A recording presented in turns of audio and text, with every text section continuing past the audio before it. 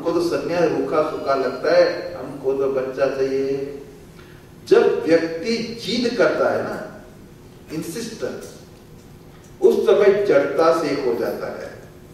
अब तो उन्होंने कहा आप मेरे को बच्चे का आशीर्वाद नहीं देंगे, आपके सामने सिर पटक के अभी मैं मरने वाला हूं, आपके सामने मैं प्राण हत्या करूंगा। अब तो महात्मा ने कहा बिल्कुल बात सच्ची बताई, राजा अंग को पुत्र की प्राप्ति से सुख नहीं मिला था, चित्रकेतु को भी सुख नहीं मिला था, पर तेरी दुराग्रह है, इसलिए मैं तुझे एक फल देता हूं, अपनी पत्नी को खिलाना और उसको कहना, देखो ये धुंधली के लिए बता रहे क्या क्या करना चाहिए उसको, सत्यम शौचम दया दानम एक भक्तम तु भोजनम, सत्य बोले, झूठ न बोले, स्वच्छता से रहे, पवित्रा कर रहे, दया करे और एक बार भोजन करे। आपको एक बढ़िया बेटा हो जाएगा अगर इसका पालन करोगे। अब तो कह के महात्मा चले गए, फल लेके घर में आए और पूरा कथा सुनाई धुंधली को, ये फल तू खा ले, तेरे को बेटा होगा, पवित्रता का पालन करना है, ये सब बात सुनाई। अब पति चले गए, ये सोचने लगी एक कुतर की है, कुतर की बनी उल्टा सोचने वाली है, हाय हाय मैं ये फल खाऊंगी तो पेट में बेटा आ जाएगा, मेरा पेट बढ़ जाएगा, पेट बढ़ जाएगा तो घर का काम कैसे करूंगी। और उस समय अगर गांव में डाका पड़ गया तो सब लोग भाग जाएंगे, मैं भाग नहीं सकती। और सुखदेव जी की तरह 12 साल पेट में रह गया तो मैं क्या करूंगी। और कहीं वो बेटे प्रसव काल में मर गई तो नंदरानी मेरा सब घर का पैसा ले जाएगी। इस प्रकार से, और मैं सुकुमारी, और ये बच्चा पैदा करना प्रसव का कितना दुख है, कैसे मैं सहन करूंगी। और बच्चा होगा घर को गंदा करेगा, वो मेरे से सहन नहीं होगा। अब तो खाने को तैयारी नहीं फल। तब उसकी बहन जो थी वो आ गई, उसको सब बताया तो बहन ने कहा कि देखो मेरे पेट में गर्भ है इस समय, तू मेरे पति को कुछ पैसा दे देना, मैं मेरा बेटा तेरे को दे दूंगी और तू किसी को बताना मत, मैं भी नहीं बताऊंगी। अब सब कॉन्स्पिरेसी हो गई, उन्होंने उसको बोल दिया। अब तो वो कहा कि देखो बाबा जी का आशीर्वाद फलता है, बाबा जी को परीक्षा तिथि पर देनी पड़ती है। ये फल जो दिया है ना, वो अपनी गैया को खिला दो, क्या चमत्कार होता है देख लो। अब ये सब बात हो गई, बेचारे आत्मदेव को कुछ मालूम नहीं। थोड़े दिनों के बाद उनको उन्होंने कहा कि मुझे बेटा, बहन को बेटा हो गया, चुपचाप लाके दे दिया धुंधली को। धुंधली ने सबको बता दिया हमको प्रसव हो गया, बेटा हो गया है। और बहन ने बताया लोगों को मेरा बालक होके मर गया है। अब तो गांव में आनंद उल्लास होने लगा। कितने सालों के बाद आत्मदेव की यहाँ बेटा हो गया। अब तो उन्होंने नामकरण संस्कार ब्राह्मण को अपने बेटे का स्वयं करना चाहिए। ये नामकरण की बहुत विधि है शास्त्र में, आप लोग जानते हो कि नहीं। ब्राह्मण अपने बेटे का नाम स्वयं रखे और वो विद्यावाची हो, क्षत्रिय बलवाची नाम रखे, ब्राह्मण से रखवाए, वैश्य धनवाची रखे, शूद्र सेवावाची रखे। इस प्रकार से नियम होता है। आजकल तो लप्पू डप्पू टिम्पू लिमू टिमू कैसे कैसे नाम रख देते हैं, इसका क्या अर्थ है भगवान जाने। तो भाई इन्होंने तो कहा कि मैं नामकरण करूंगा। अब देखो धुंधली ऐसी पक्की है, उन्होंने कहा आप कैसे नाम रखोगे, मैंने 9 महीने पेट में रखा है, मेरा बेटा है, मैं नाम रखूंगी। तो नाम क्या रखेगी कि मैं धुंधली, मेरा बेटा धुंधुकारी है ना। मैं धुंधली, मेरा बेटा क्या हो गया धुंधुकारी, ऐसे नाम रख दिया। अब तो चमत्कार हो गया। 2-3 महीने के बाद वो जो गैया थी उसके प्रसव हुआ और उसको ऐसा मनुष्य आकृति का बालक पैदा हुआ गैया से।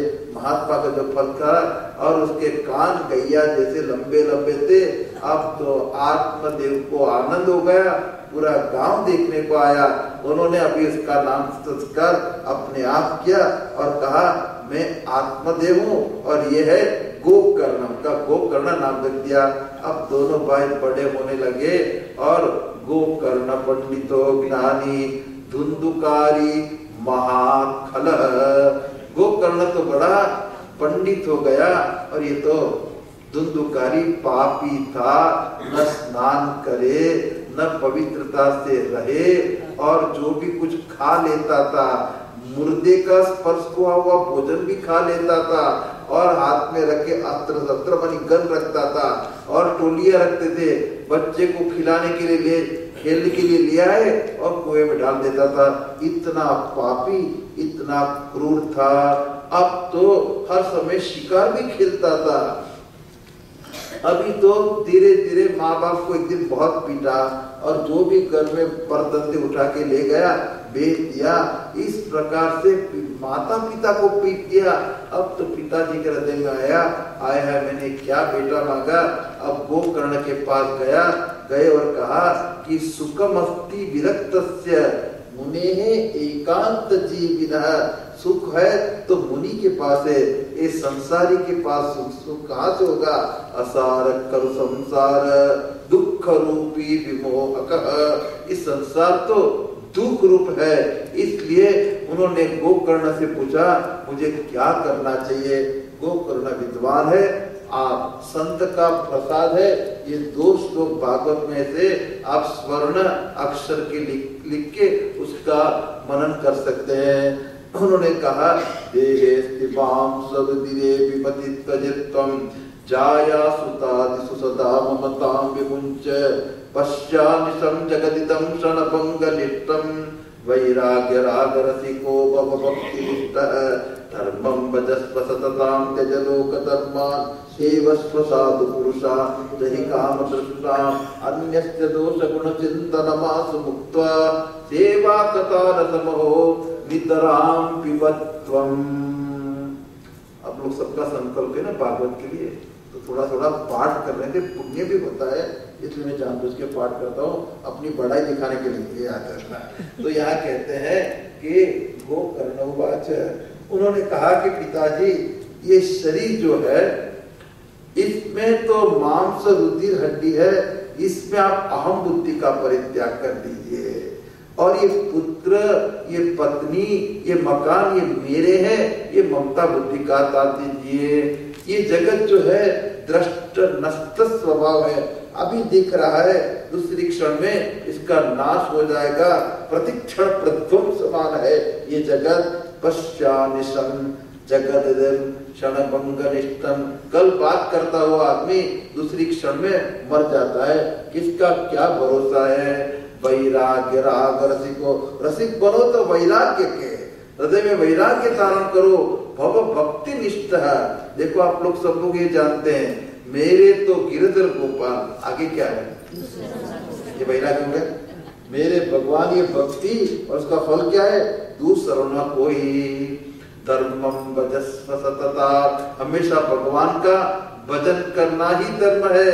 संसार के कर्मों का परित्याग करके सेवस्व साधु पुरुषान, जो संत है उसकी सेवा करो और काम तृष्णा का त्याग करो।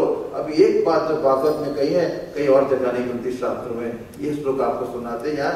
अन्यस्य दोष गुण चिंतनम आशु मुक्त्वा। अब आप देखिए, आपको जरा उत्तर देना है, दूसरे के गुणों दोषों का चिंतन करना चाहिए कि नहीं। कौन कैसा व्यभिचारी, दुराचारी, अत्याचारी, ये सब चिंतन करना चाहिए नहीं। उससे क्या होगा, हमारे हृदय में जलन होगी, हाय हाय ऐसा पापी, अरे राम ऐसा क्यों, है ना। दूसरे के दोष देखने से हृदय में जलन होती है।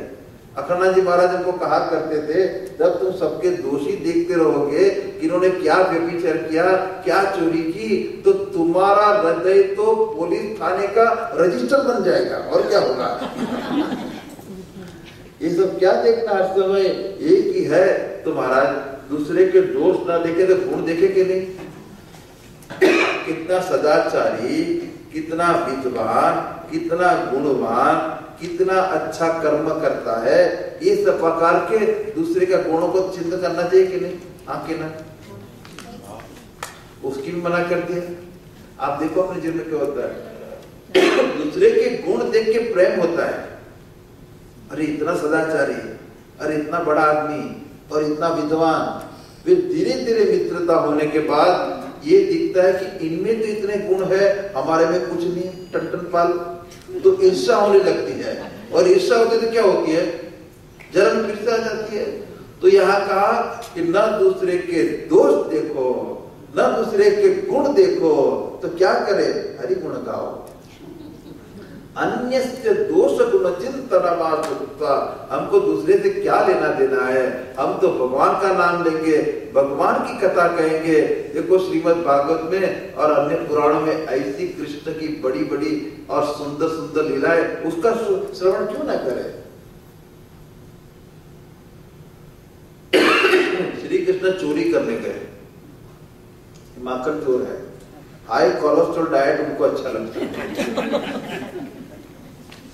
गोपी के घर में गए और प्रभा नाम की अभिमानी गोपी को कहते तेरे घर में अचावा बोलेंगे कभी भी, और वो बेचारी कितना संभाले मक्खन को, उसको जाना पड़ता था अपने पति को रोटी देने के लिए खेत में जमुना जल भरने जाए, ये सब काम करना पड़ता है। पहले आपने देखा है ना, पति खेत में काम करता है तो पत्नी बड़ा बड़ा रोटला है ना बना के जाती थी। वो रोटला इतना बड़ा होता है कि सर पे रख लो तो वर्षा का पानी भी नहीं लगेगा, इतना चटी का काम है, इतना बड़ा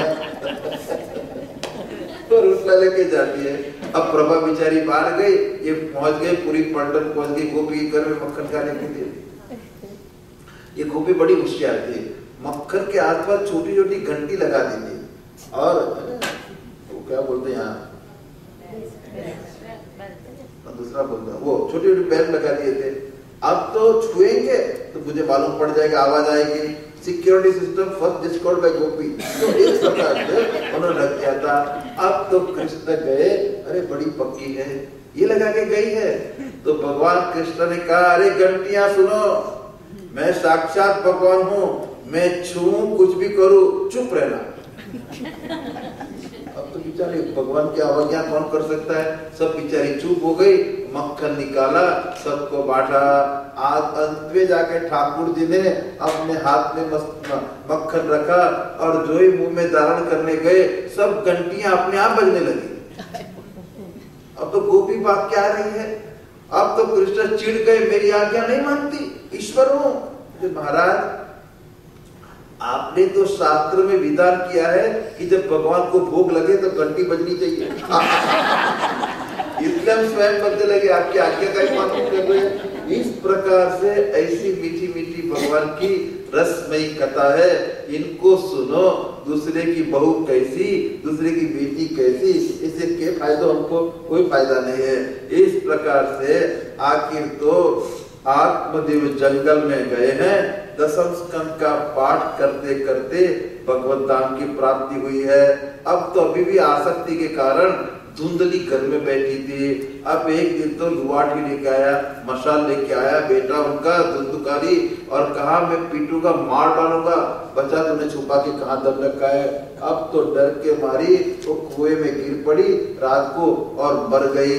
अब तो ये जो पापी था धुंधुकारी गृहोत्तिष्ठन् पंचपन्यावतृतः, 5,000 औरतों वैश्या को घर में ले आया और उसको खिलाए पिलाए मजा मस्ती करे।